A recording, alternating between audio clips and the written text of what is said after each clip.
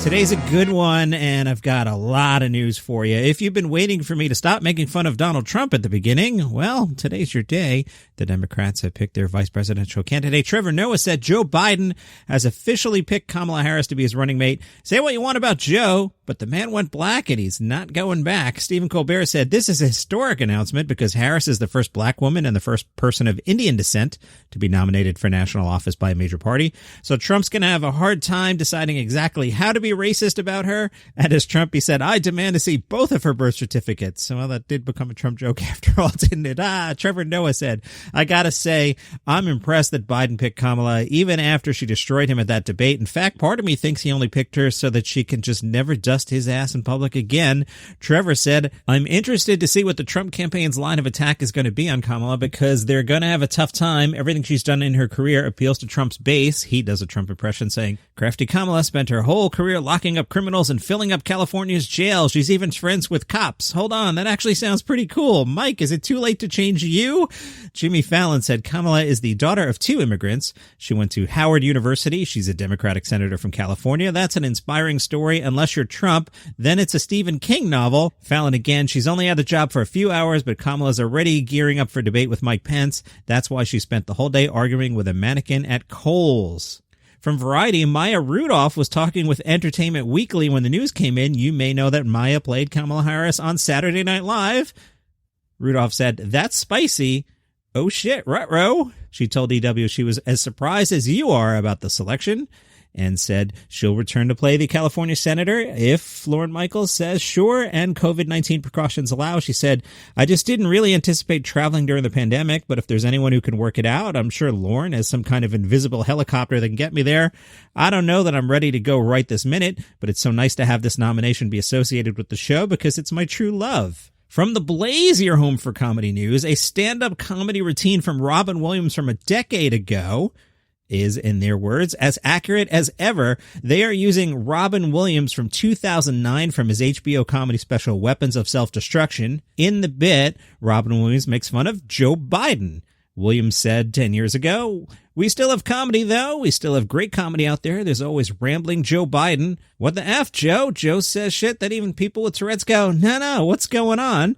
And Robin said, Joe is like your uncle who's on a new drug and hasn't got the dosage right. That didn't play well with Robin Williams' daughter Zelda. She was on Twitter and said, hey, while we're reminiscing, you should look up what he said about Trump. I did promise you. It's much more savage. Gentle reminder that the dead can't vote, but the living can. In 2012, Robin Williams compared Donald Trump to a scary man and the Wizard of Oz because of his work as a real estate businessman. He also jabbed at Trump over well-publicized comments he made about his daughter Ivanka's appearance. Williams said, this is a man who said, my daughter is hot. Even people in Arkansas went, that's effing wrong. That's just way out of place. Speaking of Robin Williams, everything's coming together today. I love this episode, right? We just went Kamala, Biden, Robin Williams, more Robin Williams. From The Laugh Button, there's a trailer for a new documentary. It's called Robin's Wish that explores the final days of Robin's life. The film shows how the brilliant brain of a man who was often noted for his quick improvisations and comebacks had slowly changed due to the deadly neurodegenerative disorder known as Lewy body dementia. While he kept working up until the end, you can still see much of his charm and energy even in his final projects. In retrospect, you can also see that something was off. Robin's Wish will be on demand September 1st. Hey, let's reboot everything from The Laugh Button. Macgruber's coming back. Sure, Peacock apparently has money to spend, and they just don't care. Here's the plot.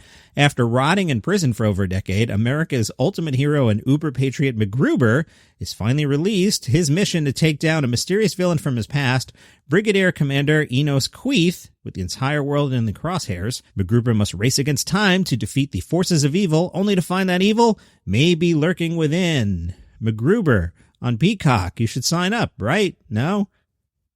Over at Freeform, Deadline says they've ordered an election-themed series hosted and executive produced by Kal Penn. The Untitled Project is described as a smart, irreverent, unscripted comedy series that explores issues and topics relevant to millennial and Gen Z voters. If you've been sitting around staring at HBO Max saying, hey, where is the Friends reunion? You're going to have to wait. A suit over there says we're holding out for being able to get this special done, hopefully by the end of the summer, if the stars align, and hopefully we can get back into production. We do think there's a value to having a big, raucous live audience to experience these 6 great friends coming back together. And we didn't want to just suddenly do it on a web call with, 6 squares and people shooting from their kitchens and bedrooms. So we'll keep waiting for that. Selena Gomez is heading for Hulu, says The Hollywood Reporter. She will star alongside Steve Martin and Martin Short in Hulu's straight-to-series comedy, Only Murders in the Building. The plot revolves around 3 strangers who share an obsession with true crime, who suddenly find themselves wrapped up in one. Gomez will play the 3rd stranger alongside Short and Martin. Kevin Hart tweets, back in the lab working on some new with team.